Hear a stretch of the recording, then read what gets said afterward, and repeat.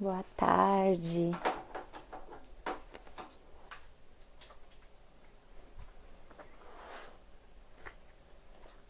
Sejam bem-vindos à nossa live sobre ansiedade.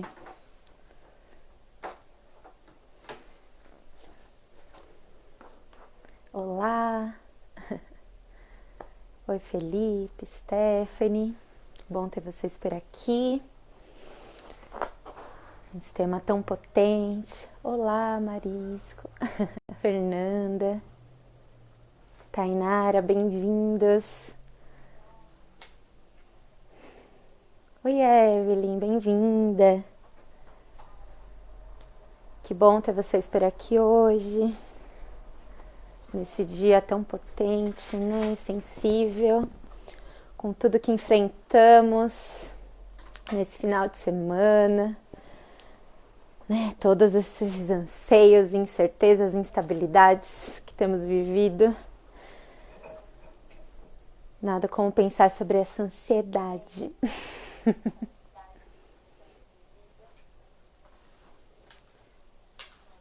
Oi, estou aguardando a minha parceira hoje. Hoje a gente encerra o ciclo, né? 7 encontros que tivemos. Andamos um pouco entre o medo, né? Começamos falando sobre o medo. Hoje finalizamos falando um pouco sobre a ansiedade. E depois vamos fazer outras vivências. Vamos anunciar outras coisas, outros projetos. Ah, obrigada, Felipe. Envia sim. A Psico Maria Paz que já chegou aqui. Bem-vinda. Que bom ter vocês aqui. Esse dia frio. Nessa terça, né? De muitos movimentos acontecendo. Estamos vivendo um movimento no Instagram também, né? Falando sobre vidas pretas, com tudo que temos vivido. Cida chegou aqui entre nós, bem-vinda. Ih, a Pérola foi embora. Olá, Cida, bem-vinda. Olá, tudo bem? Tudo bom? Tá me ouvindo bem? Eu tô. E vocês? Vocês estão ouvindo a gente bem, pessoal? Tudo certo? Tudo bem, pessoal? Como é que vocês estão? Bem-vindos. Avisa se tem algum Tudo bem? ruído. Isso, dá um toque aí. Se tiver alguma instabilidade, convidem que vocês acham que seja relevante ouvir sobre ansiedade.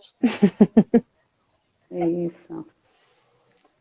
E tudo bem? Pergunta, né? Hoje mudou o tempo, né? Tá tão frio. Pois é. Oi, Célia, tudo bem? Obrigada pelo retorno, que bom que tá tudo certo. Hoje a gente tá num formato perguntas e respostas, né, Cida? A gente levantou perguntas que mais fazem pra gente, que mais a gente vê no consultório sobre ansiedade, para que a gente possa ter essa troca mesmo com vocês, né, de perguntas e respostas e de coisas práticas do dia a dia. Ah, aqui o tema para fixar. Sem tempo para o agora. Vamos ver aqui. Ah, vou fixar. Peraí. Viu? Ainda não. Mas só clicar em cima, gente, que fixa? Não, aperta e segura. Tem que dar uma seguradinha e depois ele já fixa. Ah. Viu? Não, né? Ah, agora foi. Agora foi. Obrigada. Agora foi isso mesmo. Olá, Valcívia. Vamos começar então, Cida? Vamos conversar, né? E a gente também já está, não sei se você falou, né? Mas a gente está seguindo, né, um outro caminho, mas a gente está finalizando aqui esse pacote, né, de lives, né? Sim, e aí do medo até a ansiedade, né? Isso, né? E aí depois a gente vai ter outros segmentos, outras formas, e aí vocês vão acompanhando, né? Não deixe de nos acompanhar. Exato. Aguarde, teremos novidades por aí, né? Isso, com certeza. E para quem entrou um pouquinho depois, mandem perguntas, né? Nós hoje vamos estar num formato perguntas e respostas, tanto de vocês, quanto algumas perguntas que a gente preparou, que são as que a gente mais recebe, né? Então, estamos aí para partilhar. Olá, Maurício, bem-vindo.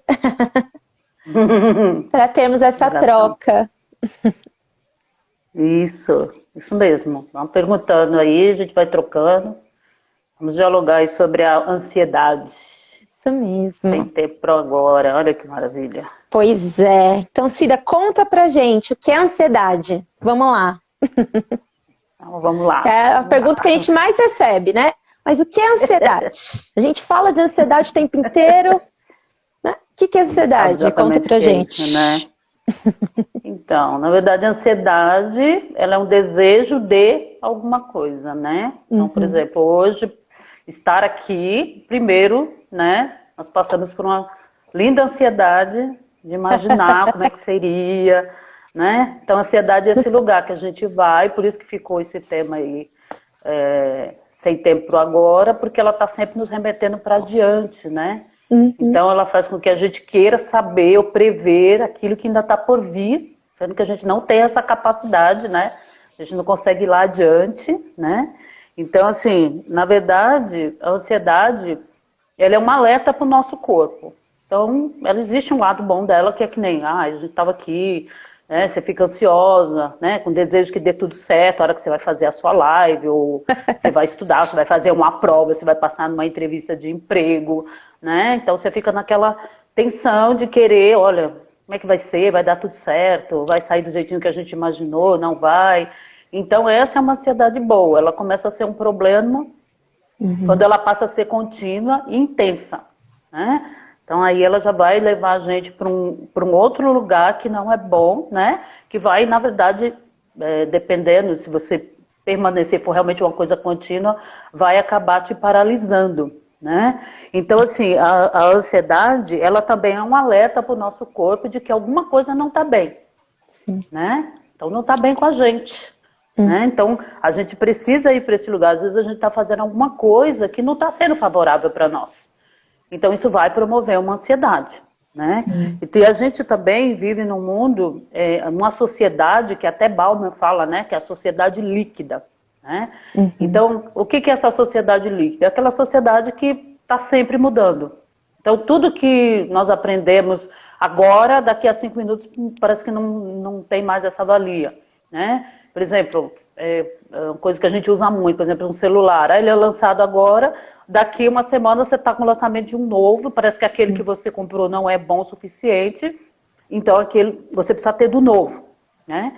Então, essa sociedade, como ela é líquida, ela não é uma coisa assim que se mantenha pelo menos por algum tempo, ela está em constante mudança, ela vai promover esse lugar de ansiedade. Então, a gente fica sempre se sentindo inseguro, porque a questão da ansiedade é insegurança, né? Porque não controlamos nada, como já falamos aqui em várias lives, né? Não temos esse poder de controle. Então, isso vai fazer com que eu entre num estado de ansiedade. Então, eu estou sempre em alerta em relação àquilo que vai vir, porque ela nunca é estável por um bom tempo, né? Ou mesmo que seja por um bom tempo, às vezes se estabiliza, como foi o caso de ter entrado a pandemia, né? Que quando entra, rompe com todo um segmento que você está ali achando que está legal, que está, né?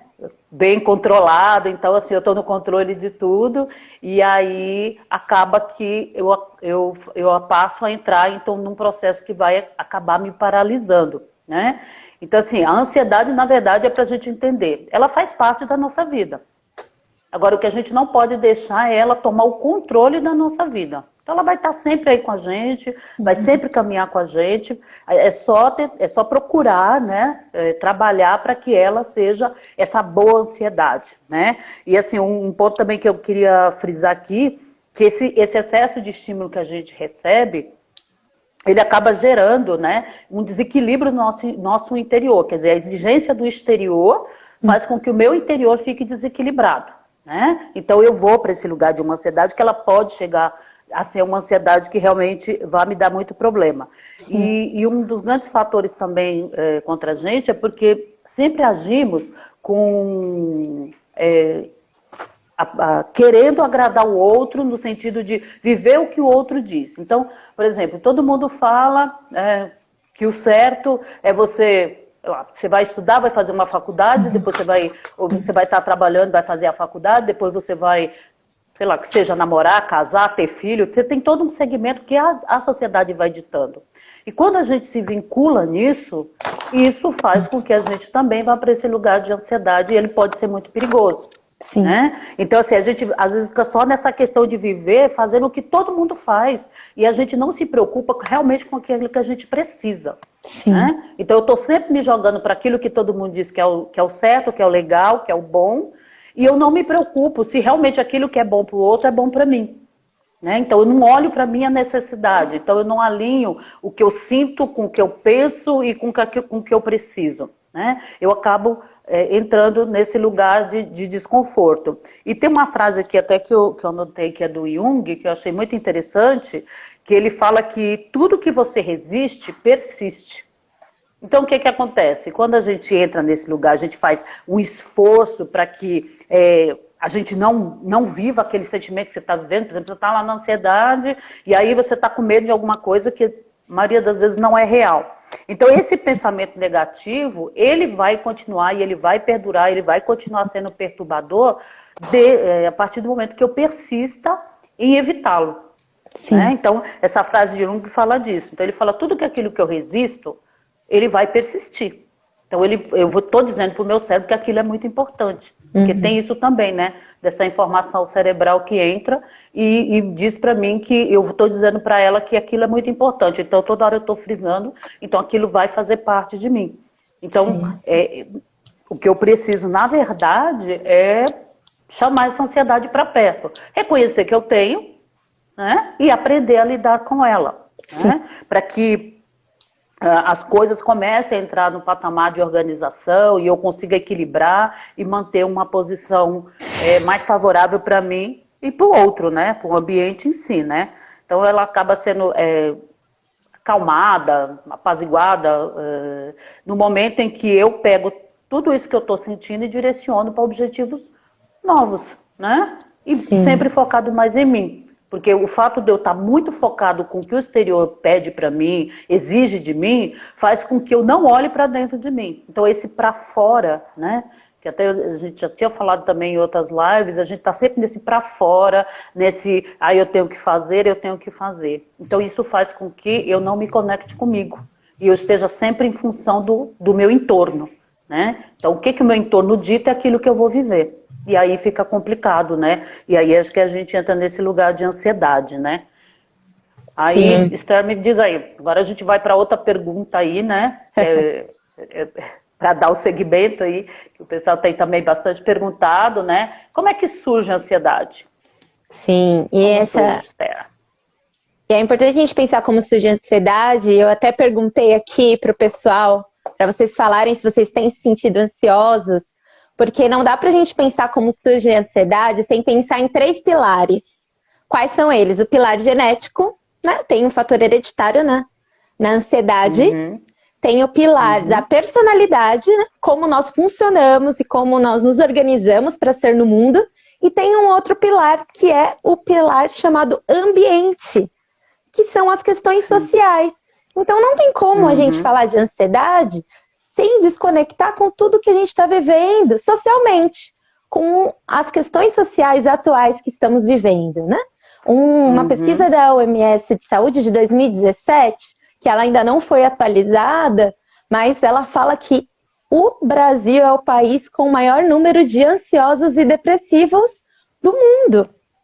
Né? E não temos esses dados atuais, né? Novas pesquisas vão surgindo e vamos ver a resposta disso, mas tem algo que é essencial para a gente fazer essa comparação em qualquer época do mundo, que fatores ajudam a se tornarmos ansiosos, né? desigualdade social, problemas, né, de pobreza, problemas, né, políticos, e tem tudo a ver com o que estamos vivendo agora, né? Por isso eu perguntei para vocês, que é uma queixa que eu tenho recebido de amigos, familiares e pacientes, que todo mundo está muito ansioso por todas as instabilidades que estamos vivendo no momento. Outro fator importante também, quando a gente pensa no ambiente, é que conforme a população vive mais tempo ela tende talvez ter medos de ter privações, de ter preocupações em relação à saúde. E tudo isso também potencializa a ansiedade. Então, olha só, né? Algo que também vem do nosso comportamento, do nosso funcionamento, como a Cida estava trazendo, é uma reação natural. Da mesma forma que os homens das cavernas estocavam comida, porque não tinha supermercado na época, o macaco sabe em que, em que selva ir, porque ali pode ter predadores. Nós também criamos, né, esse recurso interno de antecipar o futuro. Então, não tem como a gente pensar como surge a ansiedade sem considerar esses 3 pilares: personalidade, a genética e o ambiente.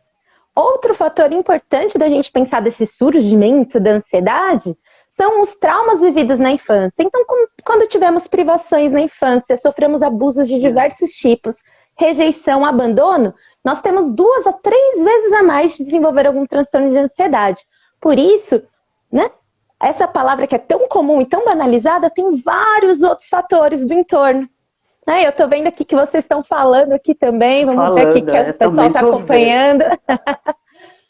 Sobre a ansiedade e desse momento que estamos vivendo, ansiosos.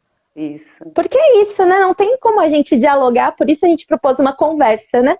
Sobre a ansiedade, sem entender todos esses medos e instabilidades que estamos vivendo, né? Políticos, sociais, econômicos. Então, temos que falar sobre a ansiedade, que é esse enfrentar, né, Cida, que você estava falando. Isso, com certeza, né? Até a Fabi está falando aqui, mas hoje no mundo que vivemos é impossível não ser ansiosa. Então, realmente intensifica a ansiedade, né? O que a gente estava falando. A gente já é ansioso, a gente tem essa ansiedade aí, a gente só tem que fazer com que ela seja boa, e aí as pressões que esse ambiente está fornecendo, né, trazendo hoje, realmente intensifica a questão da ansiedade, né? E aí ela pode se tornar essa ansiedade que é ruim, né? Não é boa, ela pode ser patológica, né? Então é bem complicada. Sim. Alanógico. Gente, vocês me ajudam se eu tô falando o nome errado. Comentou com a gente que a mãe dele, ou dela, não consigo enxergar, me corrijam se eu estiver errado, foi diagnosticada com ansiedade por causa do distúrbio alimentar. Já eu acho que tô ansioso e depressivo mais pelas expectativas mais meio. Exatamente, né? Tem vários fatores do ambiente que geram ansiedade e que não podem ser deixados de lado. A Fernanda também disse aqui, cada vez que ela vê uma nova notícia, que acessa as redes sociais e me dá conta do que está acontecendo no mundo, ela se sente muito ansiosa. Felipe também, né, que fala aqui que a ansiedade faz com que ele coma mais, como se fosse um exercício, que ele queria que fosse um exercício, né? Que a ansiedade viesse como exercício. Seria bom, isso, né? Seria bom, porque são várias formas de manifestar a ansiedade. Por isso que, como surge a ansiedade, a gente tem que considerar muito o contexto. E eu sou a pessoa chata do contexto, né, Cida? Tudo vamos olhar para o contexto. Entender os nossos contextos e esses fatores nos auxiliam, né? Isso. Exatamente, é o que traz o entendimento, né? Se não avaliar, não tem como saber. Sim.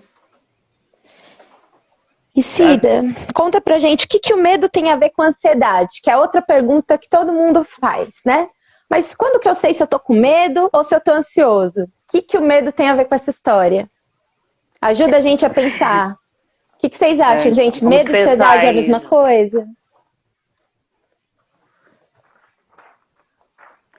Então, gente, a questão do medo e da ansiedade, né? Elas são normais na nossa vida, também é outra emoção que está aí sempre com a gente, né? Ela caminha aí junto e elas são normais na nossa vida. Então, da mesma maneira que a gente entende que a ansiedade o medo também é. né? A questão é que o medo, ele é toda uma prevenção, né? Por exemplo, para nos defender. É uma emoção que nos defende. Por exemplo, se a gente tiver realmente uma situação de perigo iminente, né? O medo entra aí para proteger a gente, né? Então ele vai nos proteger, vai nos dar aquele alerta, olha, você precisa.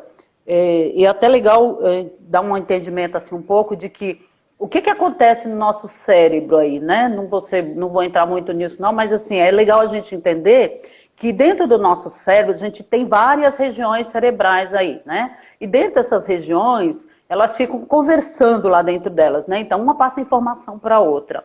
E uma região que é responsável por essa área aí do medo é a amígdala, né? Sim. Ela é do tamanhinho de uma bolinha de gude, uma coisa pequena, mas ela comanda toda essa área aí de medo, né? Nosso medo está ali controlado por ela.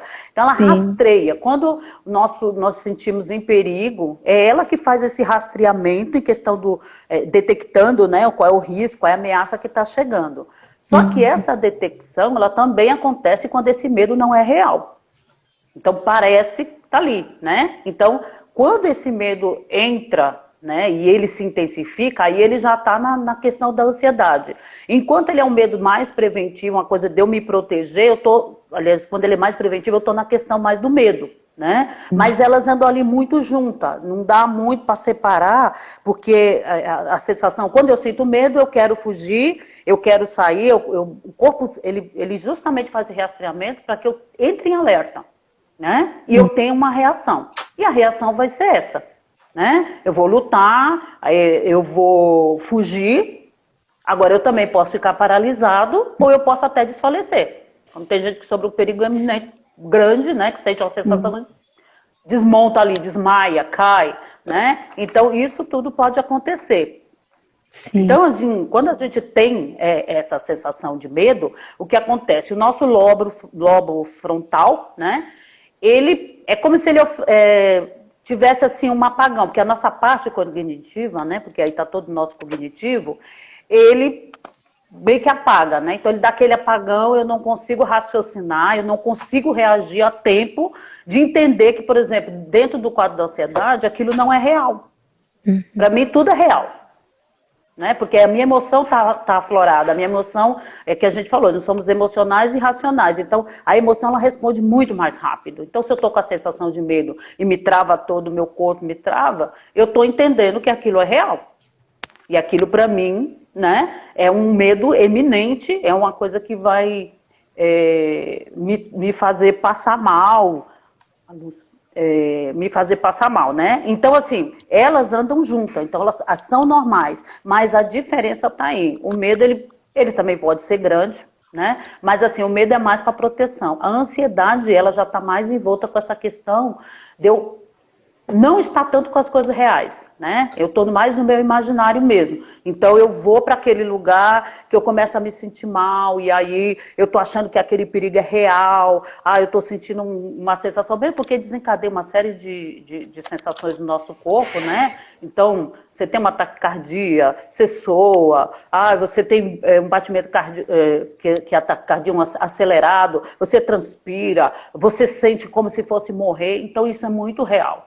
Né? Tanto que tem muita gente que vai para o hospital e fala, olha, eu estou tendo um ataque cardíaco aqui, vou morrer. E quando chegar lá, o médico diz, olha, você não tem nada, filho. Não tem nada, volta para casa e você fica, nossa, imagina como é que é. Então, assim, o que a gente deve fazer? A gente deve pensar, lógico, mas isso aí fora da crise, claro, né? Em como equilibrar essa emoção para que a gente não fique nesse desequilíbrio acentuado. Então é o quê? É aprender a lidar com os medos. Porque quanto mais, é o que a gente estava falando, que Jung fala, né? Então quanto mais eu resisto, mais aquilo vai persistir. Então quando eu enfrento o meu medo, que eu começo a entender que aquilo que eu preciso, que eu quero é muito maior do que o meu medo, eu vou enfrentar. E aí eu saio desse lugar. Né? Mas a ansiedade e o medo, elas estão ali juntinhas, elas andam de mão dada, só que a ansiedade, ela caminhando aí para a questão patológica e ela também sendo alimentada e eu acreditando em tudo aquilo que eu estou vivendo com bastante intensidade, ela vai ser maior ainda que o meu medo. E ela vai me paralisar e eu vou sempre acreditar que aquele medo é real. E aí, por isso que acaba entrando em crise, porque aí eu também posso desenvolver o medo do medo, né? Então eu tive uma crise, mas eu não quero mais sentir aquilo. Aí eu fico tentando me segurar para não ir para aquele lugar. Então eu estou com medo de sentir um medo, e aí esse não enfrentamento é que vai fazer com que a situação fique maior, né? Piore no sentido de me aprisionar e me paralisar ali dentro daquela situação, e eu não encontro saída, sempre acreditando nessas reações, que elas realmente são mentais e físicas, né? E aí eu fico meio que não tendo como contestar o que eu estou sentindo, né? Sim. A Aline aqui, ela fez um comentário bem pertinente acho que complementa bastante que estamos aqui dialogando, né, Cida? Que ela falou que a ansiedade é um estado emocional de apreensão, uma expectativa de que algo acontece, enquanto o medo tem um objetivo, um conflito que transita do real para o imaginário. Ótimo, Aline. A Aline também é psicóloga, ela é TCC, tem muito que agregar aí para nós, na nossa discussão. TCC, para quem não é da área, né, a gente que é psicólogo fala como se todo mundo soubesse. Quem trabalha com terapia cognitivo-comportamental. Então, gosto muito do seu trabalho também, muito potente. Pessoal, acompanhem a Aline também. Eu gosto muito de uma explicação, complementando isso que você falou, Aline, que simplifica de um jeito assim. O medo, ele é uma apreensão de um perigo real, enquanto a ansiedade é uma antecipação e um planejamento de perigos imaginários que a gente cria para o futuro, de coisas que podem acontecer, para ajudar a gente a ir gravando e entendendo um pouco, né? Porque muitas vezes a gente está com tanto sentimento e emoção ao mesmo tempo que não sabemos como lidar. A gente só sente demais. Então, a gente sabe que a vida não é feita de caixinhas, mas quando a gente olha e separa, às vezes aquilo nos ajuda a... Ok, vamos lá. Um passo por vez. Uma coisinha de cada vez, né? Um que a passo questão também por vez. A angústia, né? A gente sente uma angústia danada. E acho que é Val Silva, não sei, se eu estiver errado, por favor, me perdoe. É que o universitário aqui está me ajudando e às vezes a mãe não interpreta bem a letra do filho. E quando a ansiedade chega a tirar o sono, como controlar essa ansiedade, né?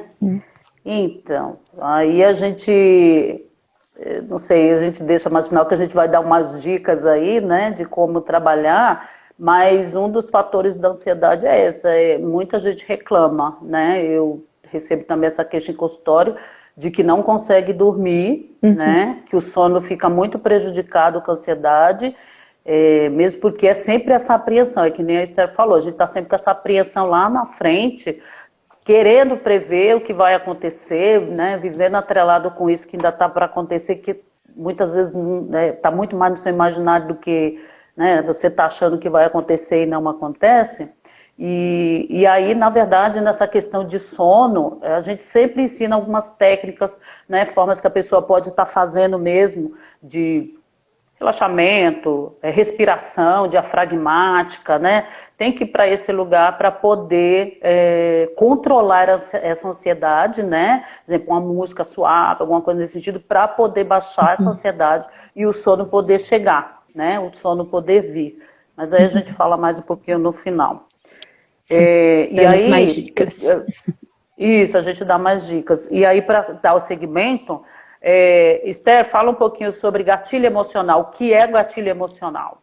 Sim. É bem legal isso, né? Muita gente nem sabe o que é isso. Pois é, e gatilho emocional é muito curioso, que é algo que, não sei vocês, comenta aí, mas que eu escuto muito socialmente, qualquer lugar, quase nossa, tive um gatilho. E isso muitas vezes é até mal visto, né? Tipo, tudo pra pessoa é um gatilho. Mas vamos entender, né? Quando a gente tá falando de gatilhos emocionais, nós estamos falando de reações emocionais que nós temos diante de situações que nos remetem a uma vivência desconfortável que já tivemos no passado.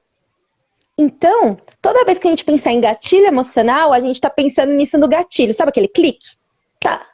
Um clique que me dispara e eu revivo uma angústia, uma dor, uma aflição, uma sensação de impotência ou várias outras formas em que a ansiedade e a angústia podem vir a se manifestar numa vivência que não parece ser muito parecido, ter muito a ver com aquilo, ou que, mesmo que você não tenha visto aquela situação, disparou em você. Como, por exemplo, o momento social que estamos vivendo hoje, né? Toda essa violência que temos visto contra a população preta, né? Ela dispara gatilhos emocionais em todas as pessoas que já sofreram violência, discriminação, racismo. Então, mesmo que não aconteceu conosco, não fomos nós que estávamos ali, mas a gente sente que aconteceu ao mesmo tempo. Então, são esses gatilhos emocionais que aumentam a nossa ansiedade, que disparam, mesmo que você pense, nossa, mas eu não tô ali, mas a gente é teletransportado para lá. Então, é importante a gente lembrar que quando a pessoa fala, nossa, tive um gatilho emocional, significa que ela foi transportada para uma dor, mesmo que ela não tivesse vivido aquela situação naquele momento específico. Faz sentido isso para vocês, pessoal?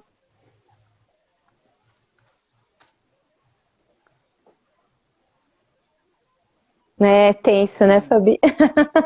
Fabi comentou aqui, é tenso, né? A gente conseguir lidar. Né? Não tem como a gente falar de angústia e ansiedade sem entender o contexto e sem pensar. Verdade. Né? A Lucélia também Fabi tinha também, dito. Ah, fala aí, Cida. A Fabi fez um comentário aqui, e até com no final uma pergunta, assim, a ansiedade causa medo, causa o medo e o distúrbio alimentar. Isso em cada pessoa. Mas além disso, o que mais a ansiedade causa? Causa um monte de coisa, né? Esse desconforto danado que a gente está falando aqui. E assim, é o que a Esther mesmo falou, né? Então ela mexe no comportamento, o teu ambiente também, né? Passa a ser um fator que vai gerar essa questão da ansiedade. Então tem que perceber muito, né? Tem que estar sempre se olhando muito dentro dessas situações para ver o que está gerando essa ansiedade, de onde ela vem, mesmo porque também a ansiedade, ela, como todos os problemas que nós temos, elas sempre têm um pezinho lá atrás, né? Então não dá para a gente só olhar para o que está acontecendo aqui agora. Ele é um fator que pode intensificar situações que já estavam lá atrás.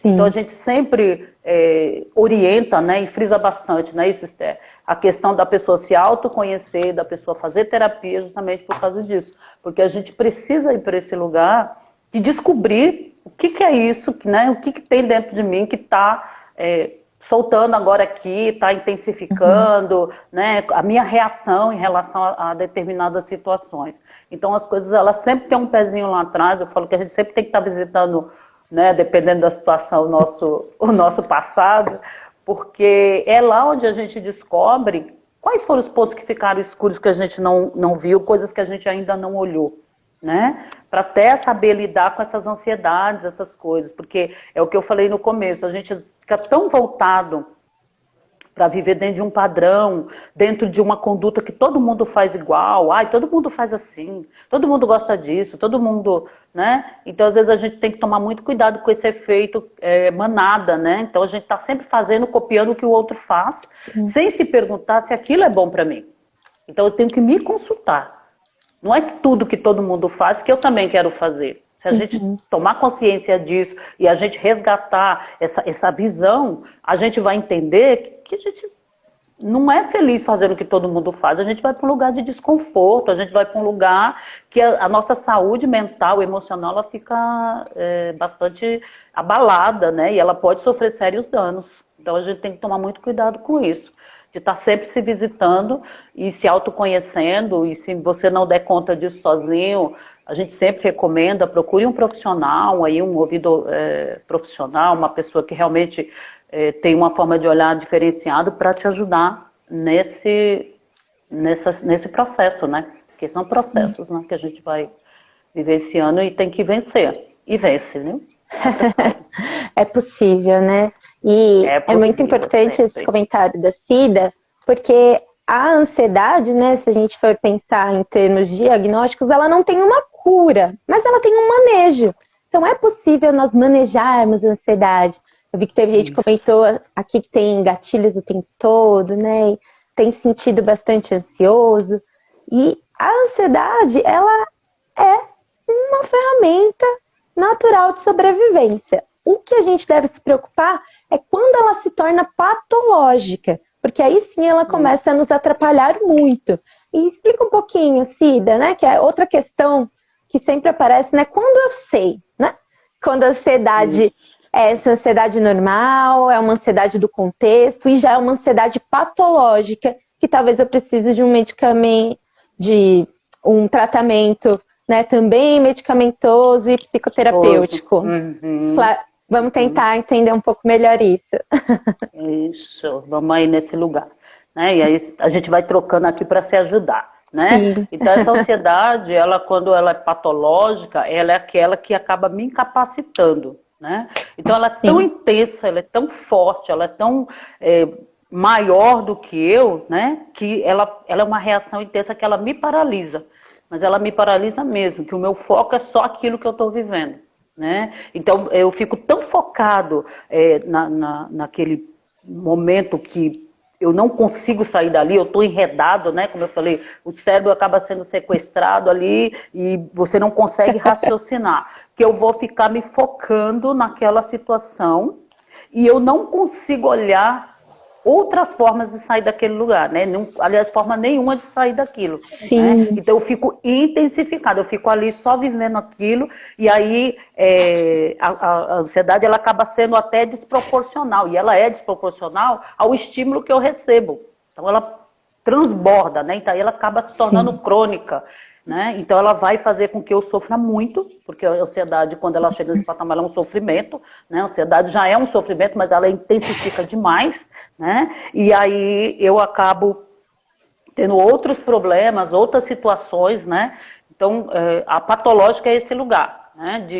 Eu vivo tanto em função daquilo que eu estou sentindo como real, né? Aquela dor, aquele desespero, aquela coisa, e aquilo me paralisa de um jeito que eu não consigo ir para frente, eu não consigo encontrar saída. Para mim, eu só vou ficar ali, eu fico rodando e eu fico presa naquele lugar, né? E aí a gente vai para um lugar, né, que... E aí entra mesmo como uma pergunta até para a Esther, acho que já serve de gancho para a Esther até responder, que é outra coisa que também aparece muito, as pessoas acabam se inquietando muito, que aí você tem dúvida, né, em relação ao que seja, porque aí quando você entra na ansiedade, que ela se torna patológica, você já pode entrar aí para uma questão de transtorno. Então, assim, quais são esses principais transtornos, Esther, né, e aí como identificar isso? Né? Porque aí a gente precisa saber, né, como é que lida com as situações conforme elas aparecem. Sim, e essa é uma pergunta que sempre a gente recebe, né, eu recebo bastante em consultório, porque o nosso maior medo e ao mesmo tempo nosso maior anseio é dar um nome, né? Ter uma identificação. Será que é grave? Será que é um transtorno? E é muito curioso, porque algumas pesquisas mostram que as pessoas costumam levar em torno de 7 anos para buscar ajuda, mesmo já tendo um transtorno. É verdade. Psicológico e de diversas esferas. E isso é muito preocupante, porque nós não temos uma cultura de prevenção. E é isso que a gente prega, e até por isso a gente está se propondo, né, estar nas redes sociais, a dialogar com vocês, a ter a live, para a gente começar a pensar numa cultura de prevenção, em que é possível nós falarmos e desmistificarmos toda essa ideia de adoecimento e de loucura que tem em torno dos transtornos, né? E dos transtornos de ansiedade, vendo que o Brasil é um dos países, é o país com o maior número de transtornos de ansiedade. Isso. Então, quais são os principais transtornos, né, que nós temos? Primeiro é a fobia social. O que é a fobia social? É aquele medo irracional, não tem explicação de estar com outras pessoas. Então a pessoa ela se sente muito angustiada, aflita, ela tem palpitação, ela tem sudorese nas mãos, até respondendo um pouco da pergunta que fizeram, não lembro quem fez aqui, de quais são os transtornos, né, que mais ansiedade gera. Então, um dos transtornos, quando vira patológico, é a fobia social. E como eu percebo isso? Se eu tenho um medo de falar em público tão grande que eu passo mal, eu preciso sair daquele ambiente de qualquer jeito. Eu estou numa festa, eu estou conversando com pessoas e eu fico muito angustiado, minha mão começa a suar. Eu começo a ter pensamentos persecutórios de que eu não deveria estar ali, que aquele lugar não é para mim. Então, eu já começo a pensar que eu posso estar com uma fobia social. Outro muito comum são as fobias, e fobias são fobias gerais, né? Tem vários tipos de fobia. Né? Tem mais de 500 fobias já nomeadas, para vocês terem noção. Então, tem fobias, né? A aracnofobia, fobia de aranha, tem gente que tem fobia, né, de estar altura, né? Em altura, em lugares fechados. E o que diferencia um medo e um desconforto de uma fobia? Por exemplo, eu, Esther, sou uma pessoa que gosto de fazer esportes radicais. Mas eu tenho medo de altura, então eu entro ali e eu fico daquele frio na barriga e fico tensa, mas eu vou. Então eu tenho medo. É diferente de uma fobia, como a Fernanda citou aqui do cachorro. A pessoa não consegue entrar em contato com aquilo. Né? Ela tem uma sensação de desespero, de morte, como se ela não deveria estar ali, ela não consegue explicar. Então é diferente daquele desgosto, né? Que você, eu tenho fobia, isso eu não gosto, do que você chegar a passar mal, a ficar muito angustiado. E os sintomas, eles são muito próximos, né? Que é essa ansiedade, é uma angústia muito grande e uma vontade de sair correndo do que você esteja fazendo. Então são fobias diversas que também são classificadas, né? Outra muito comum, né, decorrente dos transtornos de ansiedade é os ataques de pânico. O que é um ataque de pânico?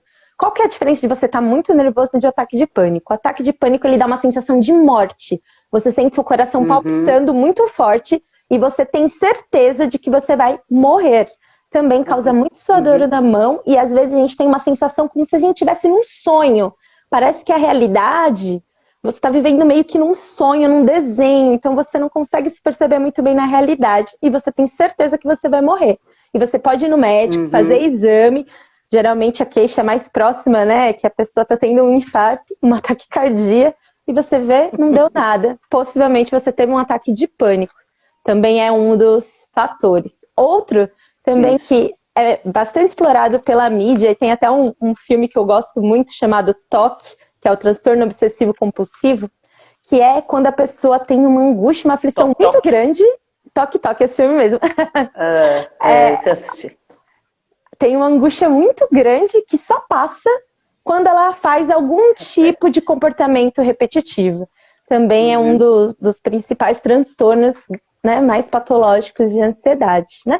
E o outro também é o estresse pós-traumático, que é muito comum quando você tem você passa por um assalto, um sequestro, uma situação de violência muito extrema, refugiados de guerra, em que você tem um estresse muito grande, uma reação biológica do corpo, muito estressor e pode gerar vários outros comportamentos, né? Como a agressividade, um medo muito grande. São pessoas que costumam ser muito reativas, muito agressivas, porque elas disparam aquele gatilho emocional que eu expliquei antes, né? Aquela reação emocional muito grande, é uma vivência, e ela geralmente tem uma atitude de revolta, de medo muito grande. Então, o estresse pós-traumático. Então, esses são os principais, né? Tem outros fatores, né, geradores, né, da ansiedade patológica, como citaram, né? A compulsão alimentar, né? Também é um fator, dores no corpo, né? Dores nos ombros, problemas estomacais, a maioria tem a ver com ansiedade. Então, muita coisa, né? Quando a gente não cuida, pode se tornar patológica e requer e merece um tratamento. Por isso que a gente promove a prevenção da saúde, né? Da gente pensar em se cuidar antes de adoecer. Então, quando a gente já faz terapia, a gente já busca técnicas de autoconhecimento, a gente faz outras vivências, né? Terapêuticas, holísticas, de autoconhecimento, a gente pode trabalhar na prevenção da saúde. Mas se algum dos sintomas já apareceram, não deixe de procurar ajuda, é essencial. Isso, né? Vá para esse lugar mesmo, né? Porque aí a gente precisa se valer de recursos que nos ajudem a sair desse lugar, né? Que é essa ansiedade, para ela não se tornar intensa, né?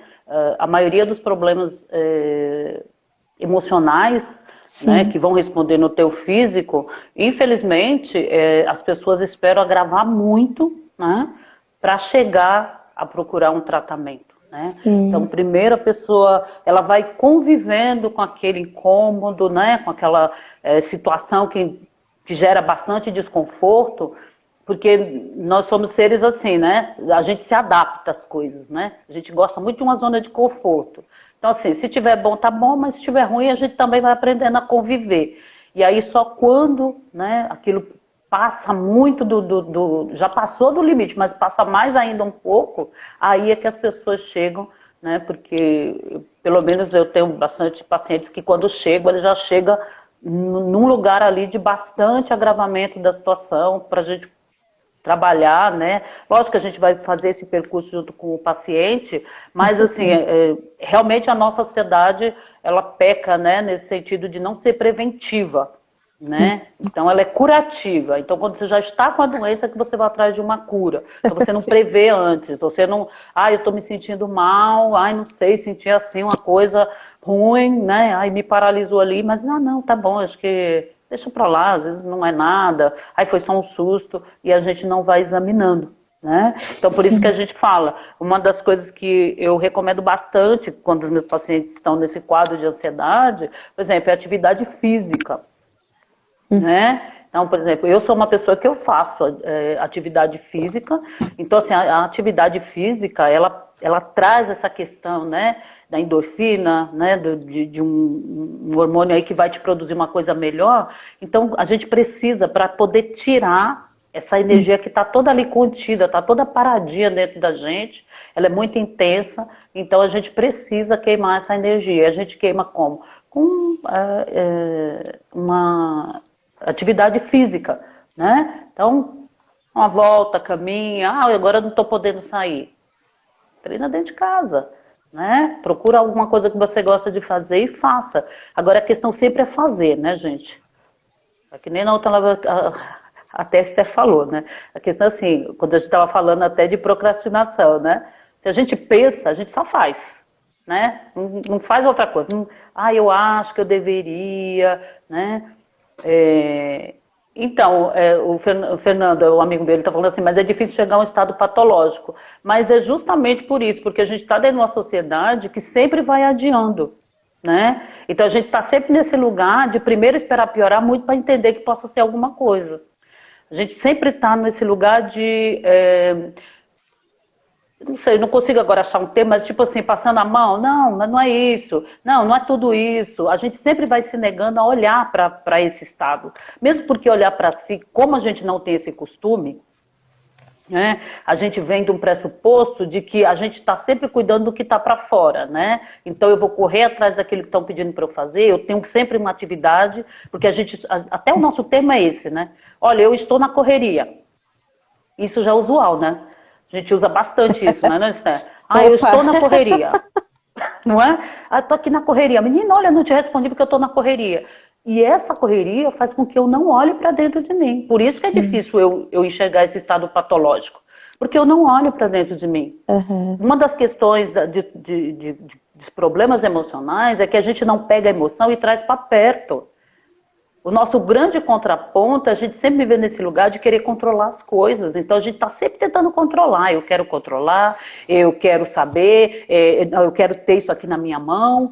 Sou eu que faço, só eu posso fazer. E a gente vai se esgotando emocionalmente. Sim. Né? Então esse lugar de controle é um lugar muito ruim. E a gente acha que é normal, que a gente tem que estar aí. Então assim, como não somos educados para olhar para nós, então é sempre muito difícil. Por isso que um dos pontos, por exemplo, dessa pandemia é isso. O fato de você ficar dentro de casa e você ter que agora olhar para dentro de você e olhar para as pessoas com quem você convive, é muito estressante. Aí as pessoas estão se vendo com bastante dificuldade, né? Por quê? Porque aí eu sou obrigada a olhar para dentro de mim, né? E aí fica complicado você resolver e você reconhecer que precisa de uma ajuda, que você precisa...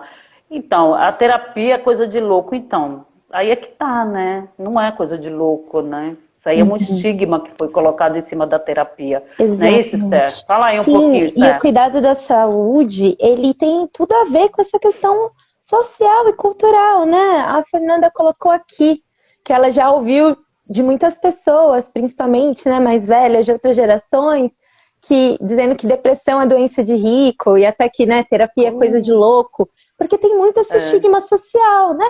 Infelizmente, não podemos deixar de ressaltar e lembrar que o cuidado com a saúde, ele não é acessível a todos. Então, se criou por muito tempo essa ideia de que poder ficar doente, né? Já ouvi isso quantas vezes? Não é para pobre. Né? Quem é pobre não pode ficar doente. Né? Depressão, cuidar da saúde, fazer terapia é coisa de rico. E olha como isso é perverso. Porque nós colocamos, né, o cuidado da saúde mental como um privilégio de uma classe social apenas. Né? E é muito triste, porque a nossa prática, no que vemos em sociedade, historicamente, é que sim, né? Há privilégios. Cuidar da saúde é um privilégio. E isso é muito difícil. Essa palavra é muito complicada, né? Da gente olhar e lidar. Né? Porque o movimento atual é da gente poder promover exatamente essa desconstrução, esse cuidado da saúde mental como possibilidade. E muitas pessoas negam mesmo, né? Ter uma doença patológica ou reconhecer a ansiedade patológica. Porque nós temos a fantasia de que se eu não olho para aquilo, vai passar magicamente. Não existe.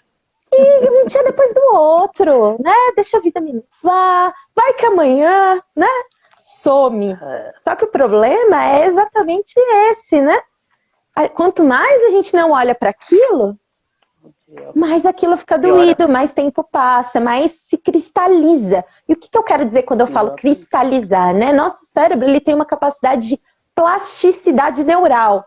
Esse nome enorme, ele significa que cada vez que a gente pensa em coisas novas, descobre coisas novas, nosso cérebro faz novas conexões e aumentam a nossa capacidade de pensar.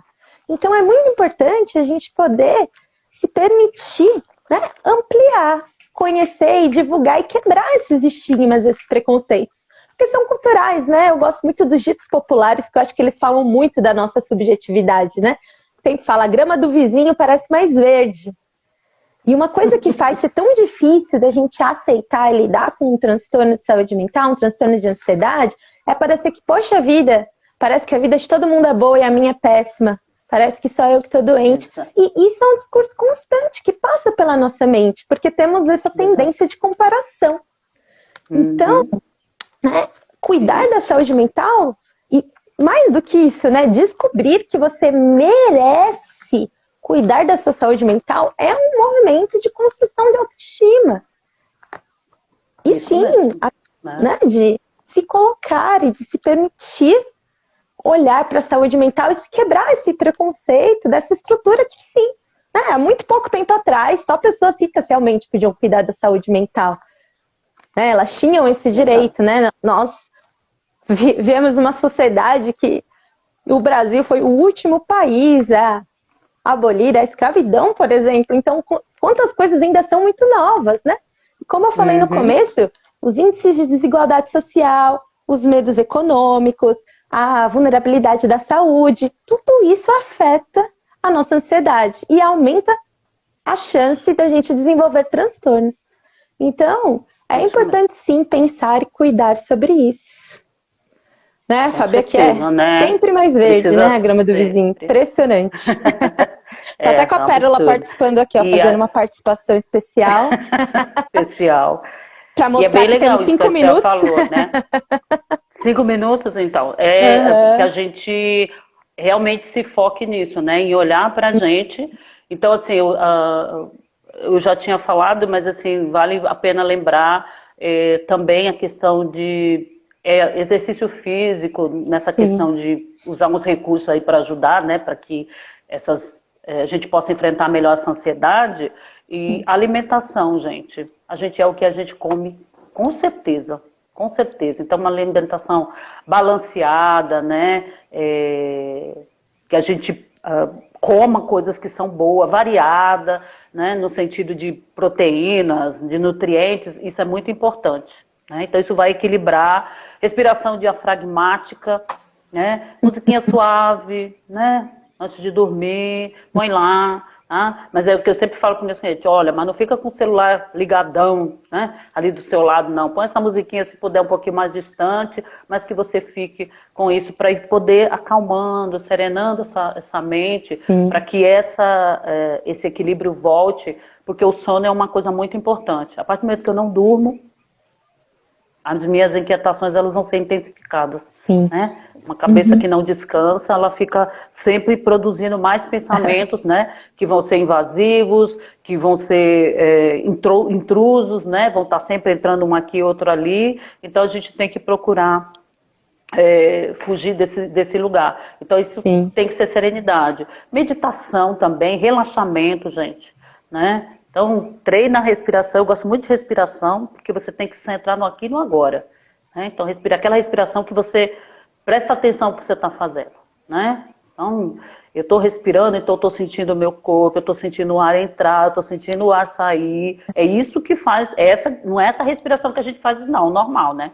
Meu Deus, essa daí não funciona. Então, tem que ser aquela que eu preste atenção. E aí ela me foca. Tanto que aí até o tema é esse mesmo, sem tempo para o agora. Por quê? Eu preciso vir para o agora, eu preciso ficar aqui. Né? Então eu tenho que me focar aqui. O que está acontecendo aqui? Não é o que vai vir, né? Se não veio, a gente vai ver daqui a pouco. Mas é aqui, é nesse momento, né?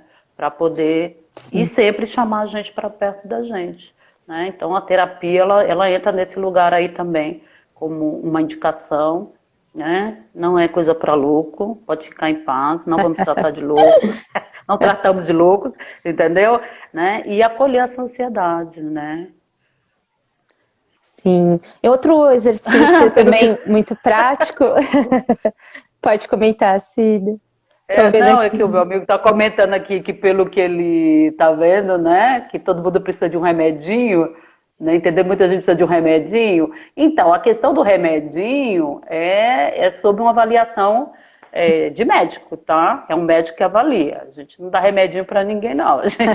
A gente caminha junto com a pessoa, né? Mas se houver necessidade, a gente recomenda mesmo, porque às vezes tem casos que precisa. E necessariamente você não tem que ficar na medicação a vida inteira. Tá? Ela não tem que necessariamente produzir uma dependência.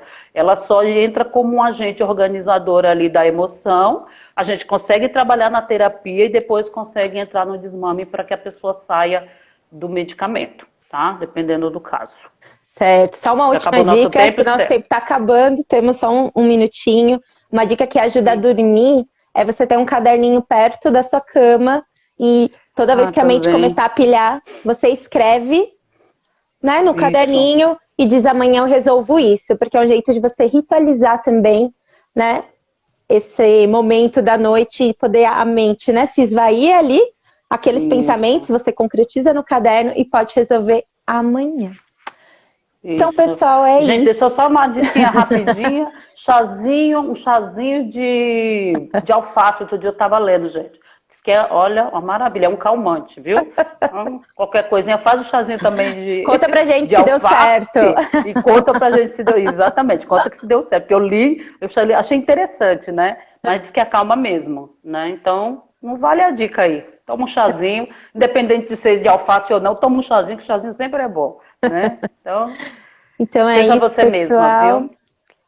Obrigada pelo tempo, pela troca de sempre. Não deixe de mandar perguntas. Obrigada. A gente está sempre à disposição para trocar, para trazer mais dicas. Continue nos acompanhando. Vamos estar postando esse conteúdo e vamos ter novidades por aí. Isso. E obrigada pela participação de todos. Muito obrigada, gente. Obrigada mesmo. Obrigada, Esther. Eu que agradeço, Cida, a participação, essa troca. Tchau, pessoal. Obrigada. Boa. Tchau, gente. Tudo de bom. Fique com Deus. Tchau.